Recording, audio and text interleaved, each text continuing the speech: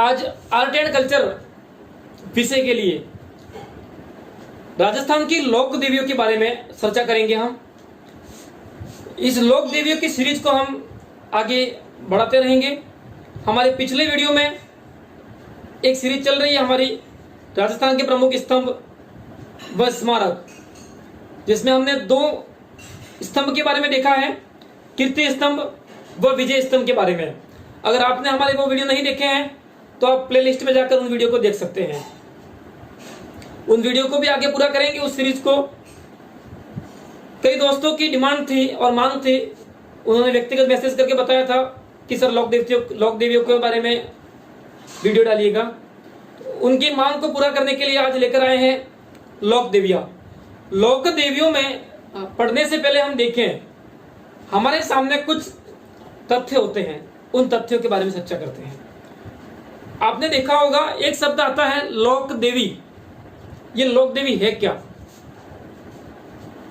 एक शब्द आता है इष्ट देवी, एक शब्द आता है कुल देवी, एक आता है आराध्य देवी। अब ये 4 शब्द आ रहे हैं, ये चारों शब्द है क्या?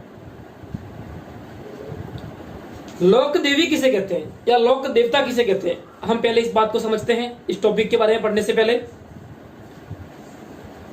कोई व्यक्ति, हाँ इसमें देवियां भी होगी और देवता दोनों को साथ में देख रहे हैं। कोई व्यक्ति आम व्यक्तियों की तरह जन्म होता है, किसी व्यक्ति का आम व्यक्ति की तरह जन्म होता है, आम व्यक्ति की तरह जीवन यापन करता है और आम व्यक्ति की तरह ही मृत्यु होती है। लेकिन किसी विशेष कार्यों की वजह से वह देवी देवताओं की तरह पूजे जाते हैं, वह लोक देवी देवता कहलाते हैं। एक बार वापस रिपीट कर रहा हूं, देखिएगा। किसी व्यक्ति का जन्म आम व्यक्ति की तरह होता है, आम लोगों की तरह होता है, अपना जीवन यापन आम लोगों की तरह करते हैं और मृत्यु भी आम लोगों की तरह ही होती है।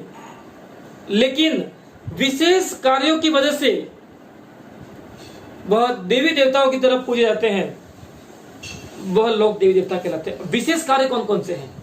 उन विशेष कार्यों में देखें, गौ रक्षा, गायों को बचाना, किसी जीव हत्या को रोकना, समाज सुधार के कार्य करना, इस तरह के कार्यों के लिए यह विशेष कार्यों की वजह से पूजे जाएंगे। यहां तक क्लियर होगा लोक देवी क्या है? आगे देखते हैं हम कुल देवी क्या है। कोई लोक देवी है, उसका जन्म किसी वंश विशेष में हुआ, किसी कुल में हुआ, किसी वंश में हुआ, किसी पीढ़ी में हुआ, वह उस वंश की कुल देवी कहलाएगी। जैसे करणी माता का जन्म चारण जाति में हुआ, चारण कुल में हुआ, तो वह चारण जाति या चारण कुल की कुल देवी होगी।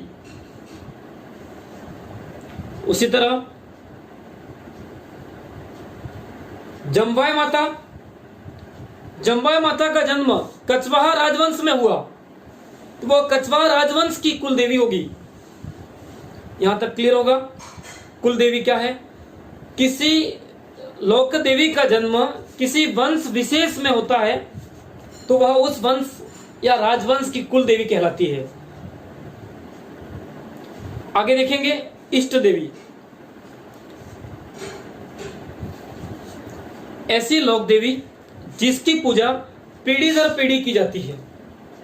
हमारे दादा परदादा करते थे, हमारे माता पिता कर रहे हैं, हम भी कर रहे हैं और हमारे बच्चे भी उसकी पूजा करेंगे।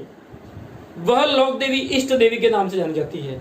अर्थात जिस लोक देवी की पूजा पीढ़ी दर पीढ़ी की जाती है, वह लोक देवी इष्ट देवी के रूप में जानी जाएगी। जैसे करणी माता चारण जाति की तो कुल देवी है, लेकिन बीकानेर के राठौड़ राजवंश की इष्ट देवी है। राव बीका के समय से आज तक बीकानेर का राजवंश उनकी पूजा करता आ रहा है। इसका मतलब वो इष्ट देवी है। कई किताबों में यह दे रखा है कि करणी माता बीकानेर के राठौड़ राजवंश की कुल देवी है, यह गलत है।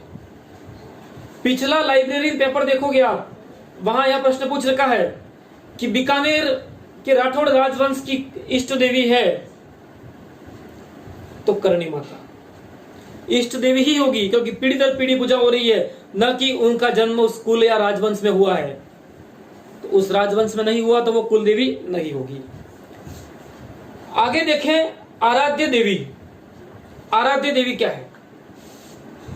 जिसकी आराधना या पूजा हम कर रहे हैं अभी, हमारे माता पिता नहीं करते थे, हमारी संतानें भी नहीं करेगी, अब करे या न करे वह पता नहीं, तो वह हमारी आराध्य देवी होगी। जैसे अभी रीट की तैयारी कर रहे हैं, किसी ने बताया आप उस लोक देवी के दर्शन कीजिएगा, मन्नत मांगिएगा, आपका चयन हो जाएगा, सिलेक्शन हो जाएगा। आपने उस लोक देवी के मंदिर में गए, पूजा की और उनके आशीर्वाद से आपका सिलेक्शन हो गया। आप उनकी जीवन भर पूजा करेंगे तो वो आपकी आराध्य देवी है। इससे पहले न तो आपने व न ही आपके माता पिता ने उनकी कभी पूजा की थी, तो वो आपकी आराध्य देवी। और आपकी संतान ने उसकी पूजा करे या न करे वह कोई निश्चित नहीं है। तो यहां तक हमने सामान्य 4 बातें देखी। लोक देवी देवता किसे कहते हैं? किसी व्यक्ति का जन्म आम लोगों की तरह होता है, जीवन यापन आम लोगों की तरह करते हैं, वह मृत्यु भी आम लोगों की तरह होती है। वह लेकिन विशेष कार्यों की वजह से वह देवी देवताओं के रूप में पूजे जाते हैं, वह लोक देवी देवता कहलाते हैं। दूसरा पॉइंट देखा हमने, कुल देवी। किसी लोक देवी का जन्म किसी वंश, राजवंश विशेष में हुआ है तो वह उस वंश की कुल देवी कहलाएगी। इष्ट देवी, जिसकी पूजा पीढ़ी दर पीढ़ी की जाती है, वह इष्ट देवी कहलाएगी। जिसकी पूजा हमारे माता पिता नहीं करते थे, हम कर रहे हैं, और हमारी संतानें करे या ना करे वो निश्चित नहीं है, वह आराध्य देवी कहलाएगी। तो यहां तक क्लियर होगा। अब इस लोक देवियों की सीरीज में आज हम देखते हैं पहली लोक देवी के बारे में, करणी माता के बारे में। करणी माता के बारे में पढ़ने से पहले हमें सबसे पहले यह ध्यान रखना है कि करणी माता का मंदिर कहां पर है। कई बार एग्जाम में आ रखा है, पुलिस कांस्टेबल एग्जाम में तो आ रखा है 2-4 बार। अच्छे से याद कर लेना करणी माता का मंदिर कहां पर है। वैसे सबको पता होगा, सामान्य प्रश्न है ये। करणी माता का मंदिर देशनोक, नौका तहसील बीकानेर में स्थित है। कई बार एग्जाम में बीकानेर भी दे रखा होता है सीधा सा, देशनोक भी दे रखा होता है। तो करणी माता का मंदिर देशनोक बीकानेर में स्थित है। अब मंदिर की ही बात कर रहे हैं तो एक तथ्य यह भी होना चाहिए कि करणी माता के मंदिर को क्या कहा जाता है। करणी माता के मंदिर को मठ कहा जाता है। करणी माता का मंदिर के बारे में 2 तथ्य ध्यान रखना। पहला तो करणी माता का मंदिर है कहां पर? करणी माता का मंदिर देशनोक बीकानेर में है, जबकि करणी माता के मंदिर को मठ कहा जाता है। यहां तक 2 कंसेप्ट क्लियर होंगे आपके। आगे देखते हैं करणी माता के अन्य नामों के बारे में। इनको किन उपनामों से या अन्य नामों से जाना जाता है। करणी माता के मंदिर में चूहे पाए जाते हैं जिन्हें काबा कहते हैं। अब ये काबा क्यों कहते हैं, इनका एक नाम अन्य और होता है, वो आगे देखेंगे हम। करणी माता के अन्य नामों में पहला चूहे वाली देवी, दूसरा डोकरी मां। सभी लोक देवियों में सबसे प्राचीन लोक देवी मानी जाती है ये, इस कारण इनको डोकरी मां भी कहा जाता है। करणी माता के बारे में और देखें, इनके बचपन का नाम या वास्तविक नाम पूछे तो रिद्दूबाई था। रिद्दीबाई या रिद्दूबाई था, तो इनका उपनाम या अन्य नाम में आ जाएगा रिद्दीबाई। ये वास्तविक नाम है इनका, रिद्दीबाई या रिद्दूबाई। इसके बाद देखें, इनको जोग माया के नाम से भी जाना जाता है। अन्य नाम में हमने देखा चूहे वाली देवी, डोकरी मां, जोगमाया और रिद्दुबाई। आगे देखते हैं करणी माता के जन्म के बारे में। करणी माता का जन्म कहां हुआ, कब हुआ? विक्रम संवत 1444 में, विक्रम संवत 1444 में जोधपुर के सुबाब गांव में हुआ इनका जन्म। जोधपुर के सुबाब गांव में इनका जन्म हुआ। अब बचपन से ही इनको चमत्कारिक कहा जाता था, क्योंकि सामान्यतः एक शिशु का गर्भकाल 9 माह का होता है, जबकि करणी माता का जो गर्भकाल है या गर्भ का समय था करणी माता के जन्म का, वह 21 माह था। और जन्म से पहले इन्होंने अपनी माता को दर्शन दिए थे या अपना स्वरूप दिखाया था, तब से यह चमत्कारिक मानी जाती है। बचपन में इन्होंने अपनी बुआ की कटी हुई अंगुलियों को पुनः जोड़ा था। इस तरह के कई चमत्कार दिखाए थे। इनका विवाह, इनके विवाह की बात करें तो इनका विवाह हुआ था देपाजी चारण से, जिसको डिपोजी चारण के नाम से भी जाना जाता है। देपाजी या डिपोजी चारण जन्म चारण जाति में हुआ है, तो चारण जाति की कुलदेवी होगी। विवाह देपाजी चारण से हुआ। इनका विवाह से मोह माया भंग हो गई। विवाह से मोह हट गया। विवाह के बाद गृहस्थी से, तब इन्होंने अपनी छोटी बहन गुलाब कंवर का विवाह अपने पति देपाजी से करवाया। इनकी कोई संतान नहीं थी। इनके पति देपाजी व इनकी बहन गुलाब कंवर की एक संतान थी, जिसका नाम था लाखन। इसको लक्ष्मण भी कहते हैं। इस लाखन की मृत्यु बीकानेर की कोलायत झील में डूबने से हो गई। बीकानेर की कोलायत झील में डूबने से हो गई। अब सभी लोग विलाप करने लगे। इन विलाप को देखकर वह अपनी बहन के आग्रह पर इन्होंने लाखन को पुनः जीवित किया, लेकिन वह एक चूहे के रूप में पुनः जीवित हुआ, और वो भी सफेद चूहे के रूप में। तब इन्होंने एक वचन दिया कि यह जो लाखन है वह चूहे के रूप में मेरी पूजा करेगा या मेरी सेवा करेगा। इनके मंदिर में आज तक वह चूहे देखने को मिलते हैं। बताते हैं कि ये चूहे देपाजी के पुत्र या देपाजी के वंशज लाखन है के वंशज माने जाते हैं। इसका मतलब देपाजी के वंशज हैं, जिस कारण इन चूहों को काबा या पर देपावत कहा जाता है। एक मान्यता यह भी है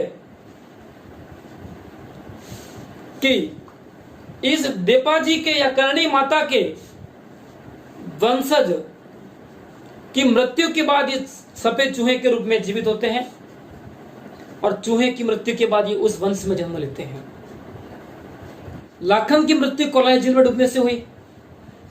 इसी कारण चारण जाति के लोग कोलायत झील में स्नान करना अपवित्र मानते हैं, जबकि मारवाड़ की सबसे पवित्र झील कौन सी है? कोलायत झील। याद रखिएगा, राजस्थान की सबसे पवित्र झील पुष्कर झील और मारवाड़ की सबसे पवित्र झील कोलायत झील है। आगे देखते हैं 1459 ईस्वी में 1459 ईस्वी में राव जोधा ने जोधपुर नगर की स्थापना की और जोधपुर में मेहरानगढ़ दुर्ग की नींव रखी। यहां पर मेहरानगढ़ दुर्ग के बारे में देखें, 3 बातें यहां तक क्लियर करना कि मेहरानगढ़ दुर्ग का निर्माण किसने करवाया। 1459 ईस्वी में राव जोधा के द्वारा। जबकि मेहरानगढ़ दुर्ग की नींव किसके द्वारा रखी गई? तो मेहरानगढ़ दुर्ग की नींव करणी माता के द्वारा रखी गई। एक यह भी ध्यान रखना कि मेहरानगढ़ दुर्ग की नींव में किसे जिंदा दफनाया गया है? तो मेहरानगढ़ दुर्ग की नींव में रजिया भांबी, राजा राम मेघवाल, दोनों एक ही नाम है। कई किताबों में रजिया भांबी मिलता है, कई किताबों में राजा राम मेघवाल भी मिलता है। तो मेहरानगढ़ दुर्ग की नींव में रजिया भांबी या राजा राम मेघवाल को जिंदा दफनाया गया था। निर्माण राव जोधा ने, नींव रखी रिद्दुबाई या करणी माता के द्वारा, और नींव में रजिया भांबी या राजा राम मेघवाल को जिंदा दफनाया गया। यहां तक क्लियर होगा? आगे देखें, 1488 ईस्वी में राव जोधा के 5वें पुत्र, 1488 ईस्वी में राव जोधा के 5वें पुत्र राव बीका ने करणी माता के आशीर्वाद से ही बीकानेर नगर की स्थापना की। वैशाख शुक्ल तृतीया, आखा तीज की अक्षय तृतीया के दिन बीकानेर नगर की स्थापना की थी 1488 ईस्वी। इसी कारण अक्षय तृतीया को बीकानेर स्थापना दिवस के रूप में मनाया जाता है। यहां तक कंसेप्ट क्लियर होंगे सारे? आगे देखें, 1537 ईस्वी में, 1537 ईस्वी में करणी माता ने अपने शरीर को त्याग दिया था। करणी माता के मंदिर में, जो मठ कहते हैं मंदिर को, इस मंदिर में एक सावन भादो नामक कढ़ाई है। राजस्थान में सावन भादो नामक कढ़ाई किस मंदिर में स्थित है? तो करणी माता के मंदिर में स्थित है। स्थान पूछे तो बीकानेर देशनोक में। जबकि यह पूछ ले कि सावन भादो महल कहां पर स्थित है, तो सावन भादो महल 12 जिले में स्थित है। सावन भादो झील पूछे तो वो सिरोही में स्थित है। यहां तक क्लियर होगा? आगे देखें, करणी माता चारण जाति की कुल देवी है और करणी माता बीकानेर के राठौड़ राजवंश की आराध्य देवी है। सीधा सा राठौड़ राजवंश की आराध्य देवी तो भी करणी माता। जबकि बीकानेर के राठौड़ या राठौड़ राजवंश या मारवाड़ की राठौड़ राजवंश की कुल देवी कौन है ऐसा पूछे तो नागणेची माता आएगी, जिसके बारे में हम आगे की क्लासों में देखेंगे। यहां तक कंसेप्ट क्लियर होंगे सारे? आगे देखते हैं, करणी माता के मंदिर में जो श्रद्धालु आते हैं, जो भक्तगण आते हैं, वो भक्तगण गीत गाते हैं। करणी माता की आराधना में गाए जाने वाले गीतों को चिरजा कहा जाता है। चिरजा, इस शब्द ध्यान रखना। चिरजा क्या है? चिरजा करणी माता ही नहीं, लोक देवियों के गीतों को चिरजा कहा जाता है। यह भक्ति गीत की श्रेणी में आएगा। लोक देवियों के गीतों को चिरजा कहा जाता है। जबकि चिरजा 2 प्रकार के होते हैं, सिंगाऊ व गड़ाऊ। सुख के समय गाए जाने वाले गीत सिंगाऊ कहलाते हैं और विपदा के समय गाए जाने वाले गीत गड़ाऊ कहलाते हैं। तो करणी माता की आराधना में गाए जाने वाले गीत भी क्या कहलाएंगे? चिरजा कहलाएंगे। राजस्थान में जितनी भी लोक देवियां हैं, उन सभी लोक देवियों में सबसे प्रसिद्ध चिरजा किसके हैं? तो करणी माता के। जबकि राजस्थान की संपूर्ण लोक देवियों में सबसे लंबे चिरजा या सबसे लंबे लोकगीत किसके हैं? तो वो जीण माता के हैं। 2 बातें ध्यान रखना। सबसे प्रसिद्ध चिरजा करणी माता के, सबसे लंबे चिरजा जीण माता के।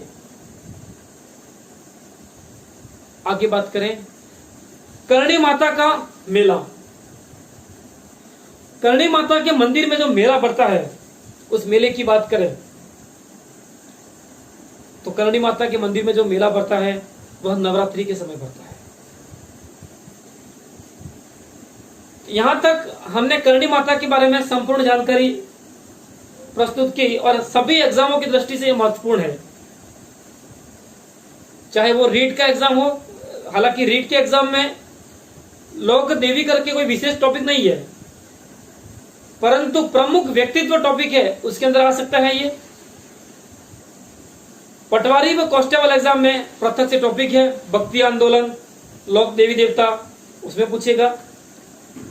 पीटीटी एग्जाम है, एलडीसी, लेबर असिस्टेंट, जितने भी अधीनस्थ सेवा बोर्ड के एग्जाम है उन सभी एग्जामों में इसके प्रश्न आ सकते हैं। तो यहां तक हमने करणी माता के बारे में देखा, आपको समझ आया होगा। आगे देखेंगे हम अन्य लोक देवियों की सीरीज को हम पूरा करेंगे और हमारे मरुद्रा यूट्यूब चैनल को सब्सक्राइब कीजिएगा व वीडियो को लाइक व शेयर कीजिएगा। धन्यवाद।